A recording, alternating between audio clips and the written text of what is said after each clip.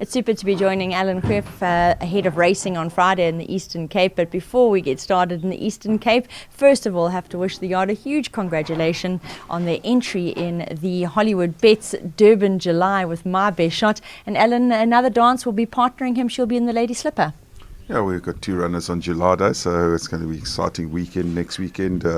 Headed with the sales first and then off to the July and the Lady Slipper. So exciting week next week, but business as usual, Friday first. Definitely Friday first, but I think all of us here heaved a little sigh of relief when My Best Shot got that draw 9. Well, let's switch to racing here in the Eastern Cape. That's what we're here for this morning. And the yard on Friday will start in race 1 with Augusta Rossa and North Star. Now, Augusta Rossa, she was a little bit disappointing last time out, but if you have a look at her penultimate, which was a decent run in the Dahlia Plate, you can see she's clearly capable of better. North Star, well, she's one run, one win, and a very easy one at that. Yeah, Augusta Rossa, I think you could put a line through her last run, and I think you'll see a better run from her come Friday. North Star, well, she did nothing wrong, very green on debut, and still won pretty well, and I expect a huge race from her once again. Another two runners as we move to race 2. Here we'll see Wild Fig. Now, he was expected to need his debut run last time out, and he actually ended up placing in what turned out to be a strong form line. He'll be joined by Olive Oil. She needed the experience first time round the bend in her last start. She does, of course, have only the one eye, and she got her legs underneath her late and ran on very well. Yeah, Wild Fig, I think, ran a nice race first time out. Expected him to be green and ran on a little bit. I expect much the same, but I think a little bit more improvement. Olive Oil, well, she's improving with each run as she gains confidence. You know, that one eye is a little bit of a issue, but as far as learning goes, so she's taking it a little longer, but she's taking it in her stride, and she really ran on nicely last time. I think, if all goes well this week, she can tick that box. Now, this good-looking chap that is joining us, very interested in proceedings, is Zanovi. He's one of 4 runners in race 4. Now, Zanovi's 2 Eastern Cape runs so far have been solid building blocks, and it looks like he can make his presence felt again on Friday. Global Ali, he features very well in recent collateral form lines. He must be respected. Mr. Speaker cuts back and trip, and no place like home, while he's always rounding his races off well. Yeah, Zanovi, I think he's run 2 really nice races. Last one was improving all the while, and highly rated horse in a very competitive field, but looks well, it's been working well. Global Ali, well, you leave him out at your own peril. He's always there and with a fighting chance. Mr. Speaker, well, he's just got to decide if he wants to turn up on the day. A little bit temperamental, but if he turns up on the day, we'll be there. And then no place like home. Didn't run a bad race last time, only beaten just over a length. I know this is stronger, but he was unlucky that day, couldn't get a run, and would have been even closer, I think, if he did on the day. Heed those words. He does take on stronger, but with a bit more luck, he can find himself in the placings.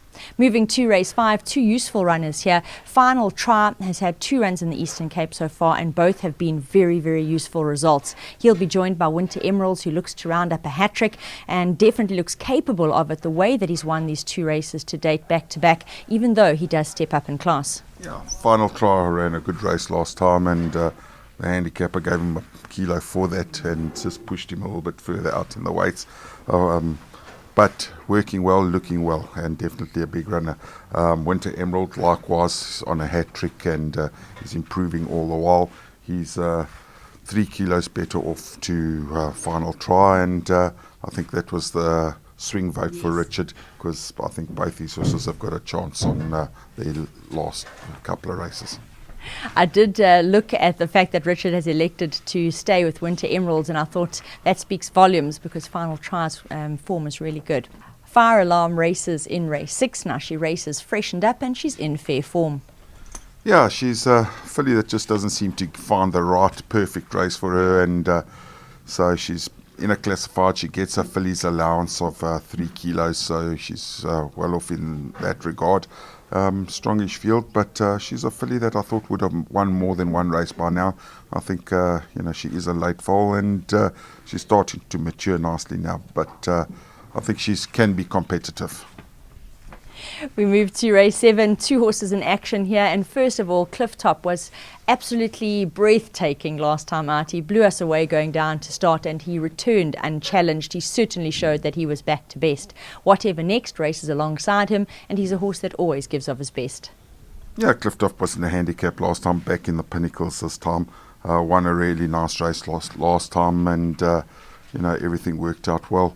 I think he'll be competitive again, and I think he might have found his mojo again. I was really happy with the way he went down last time, and he won accordingly.